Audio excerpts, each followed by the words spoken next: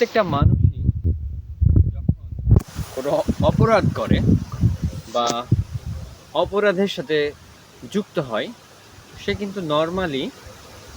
তার ওই পাপ বোধ থাকে না এবং নিজেকে সে অপরাধী মনে করে না। এমনকি চোরও যখন চুরি করে, সেও কিন্তু আল্লাহকে ডাকে যে আল্লাহ, চুরি করছি, এইবারকার মতো বাঁচা দাও। তার মানে সবাই আসলে প্রত্যেকটা অপরাধী নিজেকে কিন্তু নিষ্পাপ ভাবে ক্ষেত্র বিশেষে, আবার পাপটা করলেও সেটাকে সে জায়েজ ভাবে যে এইটা খুব বেশি সমস্যা না। কারণ এরকম যদি নাই করতো, তাহলে তো প্রত্যেকটা পাপীর অনুশোচনা বোধ থাকতো বা কষ্ট থাকতো যে আমি যে এত পাপ করছি, গুনাহ করছি, বা এত মানুষের ক্ষতি করছি, পৃথিবীর ক্ষতি করছি, এত অন্যায় করছি, এরপরেও কিন্তু কারো মধ্যে কোনো অনুশোচনা বোধ নাই, কোনো দুঃখ কষ্ট নাই, কোনো আফসোস নাই। তার মানে মূল যে কথাটা দাঁড়াচ্ছে সেটা হচ্ছে যে যেই অপরাধ করুক না কেন, সে কিন্তু সেই অপরাধ কতটা বড় ভাবে না, অথবা সে ফিল করে না, উপলব্ধি করে না যে এইটা একটা অপরাধ। যে আমি যে কারো মনোকষ্টের কারণ হচ্ছি, কাউকে খোঁচা দিচ্ছি, কাউকে দুঃখ দিচ্ছি, কারো ক্ষতি করছি,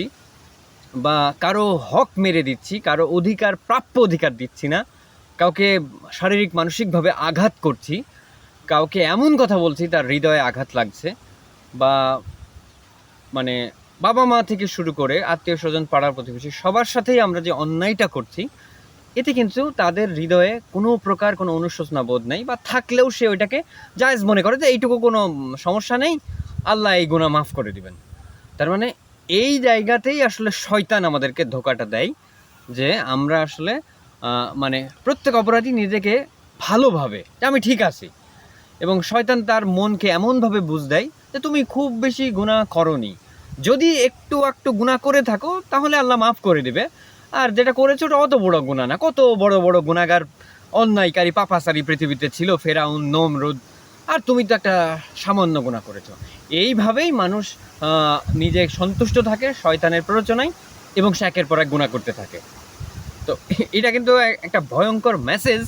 যে প্রত্যেকটা মানুষ এইভাবে তার অপরাধকে ছোট মনে করে, অথচ উচিত ছিল নিজের ছোট্ট অপরাধকে অনেক বড় মনে করা, আর নিজের অনেক বড় ভালো কাজকে ছোট মনে করা। কারণ আল্লাহর রহমত ছাড়া কেউ কিন্তু জান্নাতবাসী হবে না। তো আসুন আমরা নিজের আত্মসমালোচনা করি, নিজের দিকে তাকাই এবং নিজের ভুলগুলো বোঝার চেষ্টা করি, অন্যকে কষ্ট না দেই।